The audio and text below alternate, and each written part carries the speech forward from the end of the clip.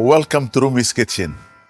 Rumi's Kitchen is an idea that came from Rumi's Cave, which helps and supports the community to help those who are less fortunate than themselves. This started in 2011. The restaurant is run by a Malaysian restaurateur. He provides 30 to 50 meals a day. We have an idea for those who are buying a meal to help and support those who are unable to buy the meal for themselves by paying for them for a meal. So we have like calligraphy of Jalaluddin Rumi. We have some poetry that is of himself that is being put here. We have this picture of where he is buried in Konya. And in this space here, we have some awards that were given to Rumi's Kitchen. If we go further, we can find a beautiful seating area whereby people can come and sit comfortably. Generally, poor people are being asked to stand up, take their meal and leave, but in this place they can come and sit and have their meal if they want. The space is designed so those poor people don't feel uncomfortable. Everything in the design of the place to make them feel as one with everybody. Although the place is designed to a very high standard, yet it does not give them any differentiation between them and those who have not. We don't want them to feel that they are treated differently or treated less than those people who go and pay by their own means. If we go back, this is a serving area here onto my right-hand side, and then further we can go and see the kitchenette, which is not really very big, but we are having our brothers and sisters being able to cook and prepare the meal for the people. It was created as a third space. It's a space where you can be yourself, where you can relax, you can pray, you can meet people. Especially if you're new to an area, you don't know anybody, you want to meet people. There's many different courses. Poetry night, there's baby vikar, there's Wellness Wednesday. Also eat tasty food as well. It's like a live-in space. Welcome to the Rumi's Kitchen staircase. As you can see here, we've added Farsi calligraphy because we wanted to keep it authentic, and even though we have English quotes of Rumi's poetry up, we wanted to honor the poet that obviously inspired all of the cave. Up the staircase, we added some Islamic decals. The inspirations behind using teal is the color of Rumi's maqam in Konya, Turkey, which we try to visit every now and then. And also because it's one of the colors that we associate with Sufism and comfort and calm. So here is the first floor bathroom. We wanted to make sure that every space was curated just like the rest of the building, with the plants and the color scheme.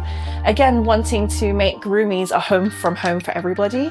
We even have some Ebru art from Turkey. We have a lot of art gifts from our friends from around the world, so we're really lucky. No space is just a staircase, it's just a bathroom. It's an extension of like our ethos and creating a space that's welcoming and nurturing to everybody.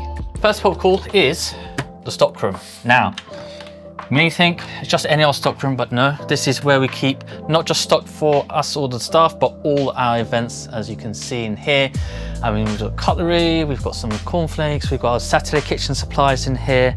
Everything we need to keep the place in tip-top condition and for us to help all our events run smoothly. Now here's like a wall of memories. So as you can see here, all our past retreats. We also got like, some pictures of our past place in Queen's Park, in Carlton Vale Centre, our first ever cave in Kilburn.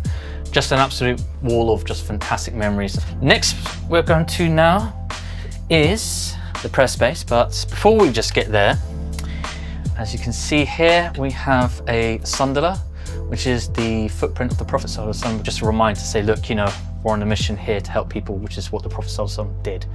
And yeah, so you can see, we've got some nice and lovely wallpaper here. Again, just to make the place not just like a corridor, but just sort of like to, sort of like a precursor to the prayer room, to make it nice and beautiful, to give you good sort of energy. So this, as you can see, is our prayer space. Now, as I say, with design, is essentially just to, as all prayer spaces, to give a good vibe, to give a good place of, people think, I just want to sort of like come in nice and relaxed, which is what a prayer space should be.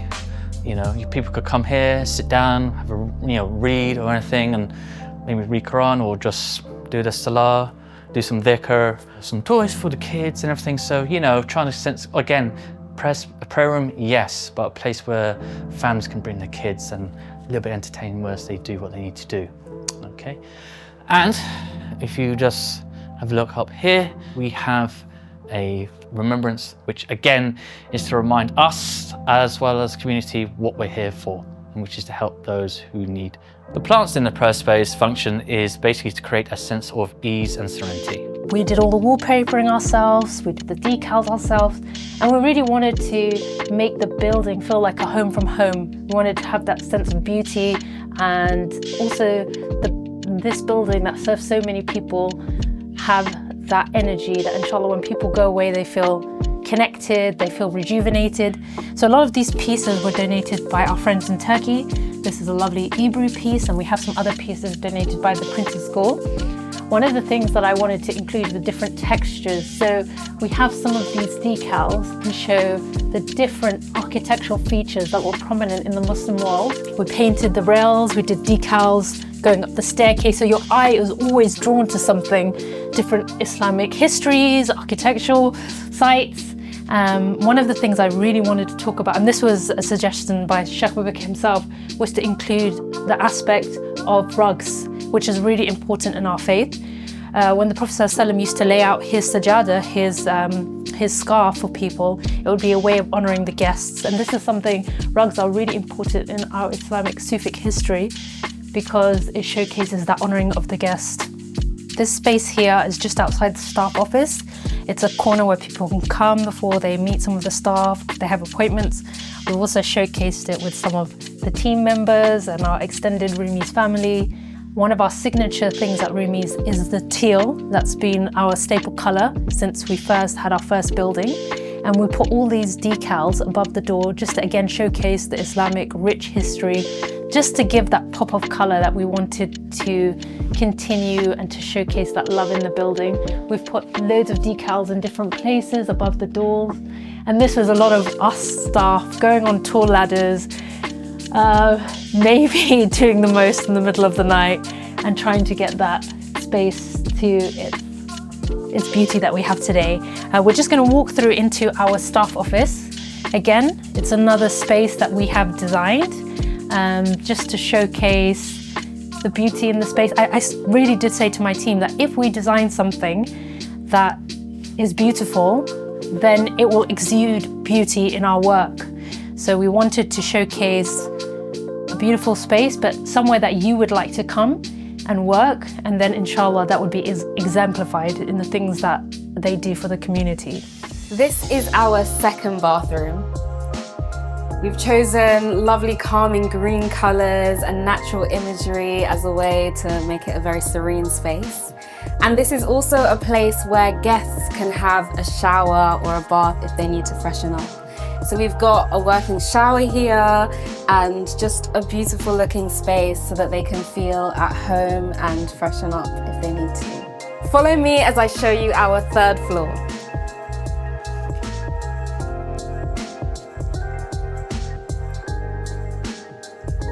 Here we have the podcast room. It's a really exciting space because it's a beautiful backdrop where you can have your videos, interviews, and just get your creative juices flowing. It's a space where you can hold workshops in an intimate gathering. There's this lovely artful book display here with a range of books. I had the pleasure and the honor of interviewing Sophia Rahman, who has written and compiled this treasury of Aisha radiallahu anha. There's books on creative writing and creative storytelling, so it's a beautiful space. Over here we've also got the artwork from Alhambra Masjid in Spain, so it's really just gonna get your creativity flowing. Hello and welcome into our second classroom. So this is the space where all the fun and learning takes place. So as you can see, this isn't your typical classroom setup. We've worked really hard to transform it into something more aesthetically pleasing.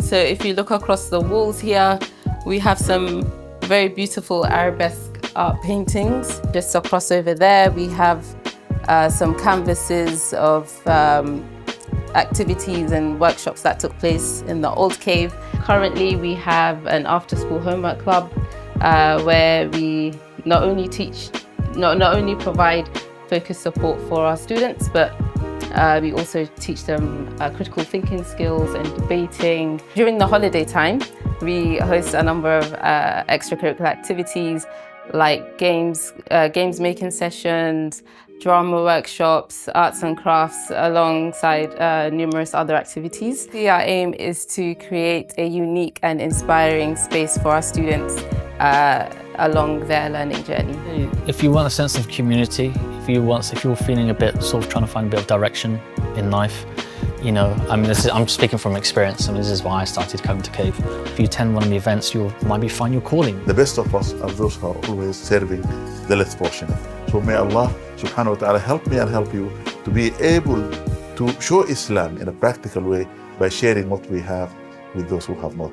جزاكم الله ألف خير والسلام عليكم ورحمة الله تعالى وبركاته.